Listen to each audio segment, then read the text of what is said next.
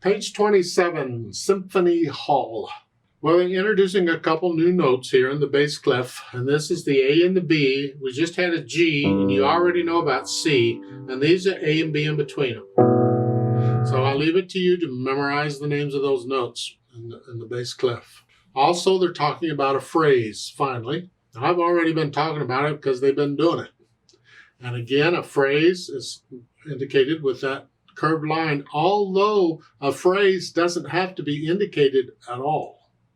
You just listen to the music and it sounds like a musical thought, that's a phrase, whether it says it or not. So let's talk about this hall and see what we get. It's 3 lines long. Clef signs are still treble and bass clef. We have 3/4 time signature. The hands are playing together, so I'm going to take it one hand at a time here. Make sure we know what each hand is doing. The right hand starts with E and G here, and the right hand does not move around, so we're just staying here. So you don't need any other finger numbers for the right hand. Please read the notes, not the finger numbers. And so when the right hand plays, it's 1, 2, 3, 1, 2, 3, 1, and F and G. That's all the right hand is doing is here and here, whatever.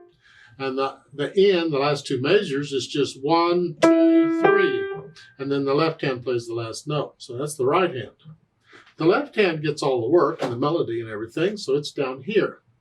5, that puts it here.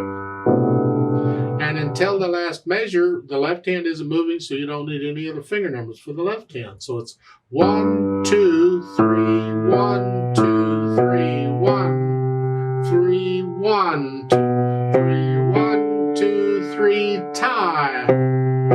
1, 2, 3, tie. The idea? And then the last 2 measures, you're 1, 2, 3, and you just come up here. Just lift up and move. Okay. So then I put the hands together and see what kind of a mess I have. And we have this 1, 2, 3, 1, 2, 3, 1, 2, 3, 1. 1, 2, 3, 1, 2, 3. Just count it out carefully. It comes. The last 2 measures is 1, 2, 3, 1. You have to lift up a little early to get up there. That's all right. Just a steady beat. Then once I have the notes and the rhythms, I go back over it a few hundred times or whatever, and I slowly work out the hesitation. So it's a steady beat. Then I think about the articulation. And here it's pretty connected. The right hand, you can't do much with it. You just play them. The left hand, the phrases. They want you to do the phrases. I don't agree with their phrases, but that's what they've got. What sounds like a musical thought? They say it's this.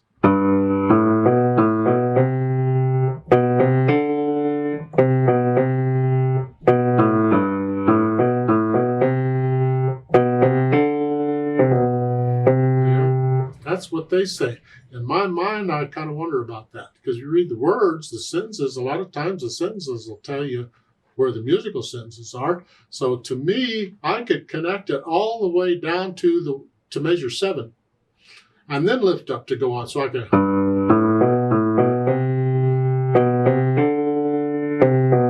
then lift up.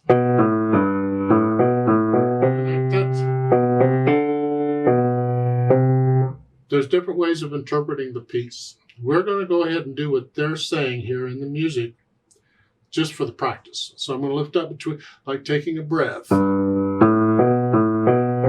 up. Lift up. Just be careful when you lift up and you play the next note that you don't accent the note unless it's on a natural accent. So 1, 2, 3, 1, 2, 3, 1, 2, 1, 2, 3, 1, 1, 2, 3, 1, 2, 3, 1, 2, 3. Feel that. Then the dynamics. They have the F down below. I wish they wouldn't do that. You don't need the P in the 3rd measure. You just don't need it. That's not the way it normally works in music. You get one dynamic most of the time, and that tells you what the melody is, and you have to make everything else adjust. It's called Bring Out the Melody. I've talked about it before. So the F belongs between the staff, and you don't need the P at all. You're going to do that naturally.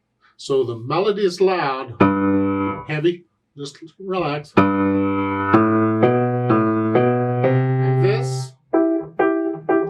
right.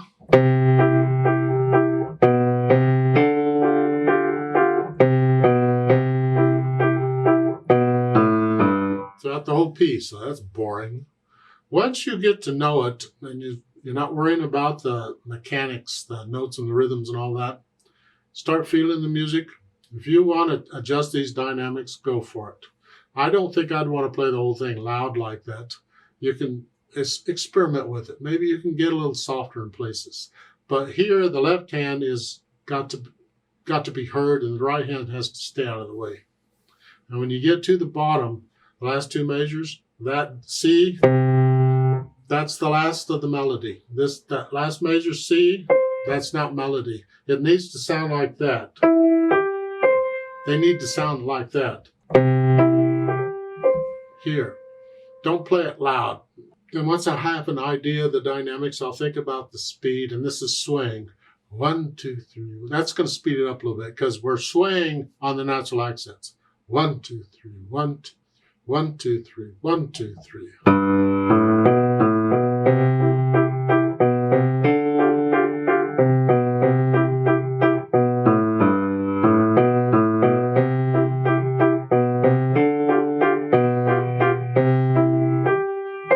And then you slow down at the end a little bit.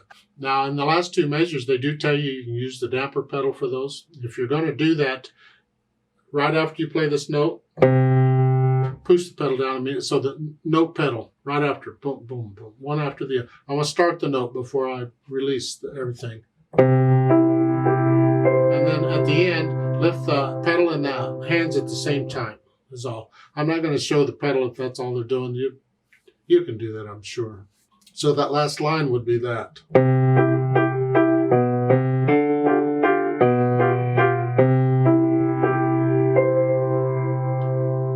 Yeah. Let's play this together slowly and check the notes and the rhythms.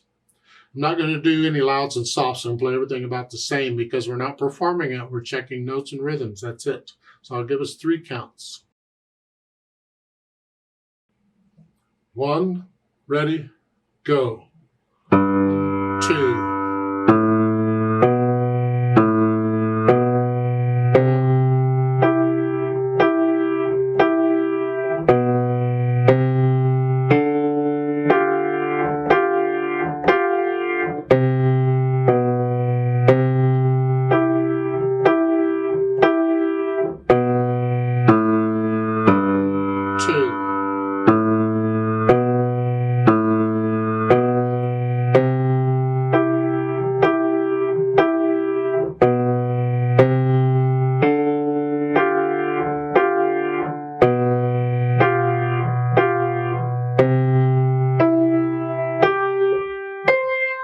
2, 3, off.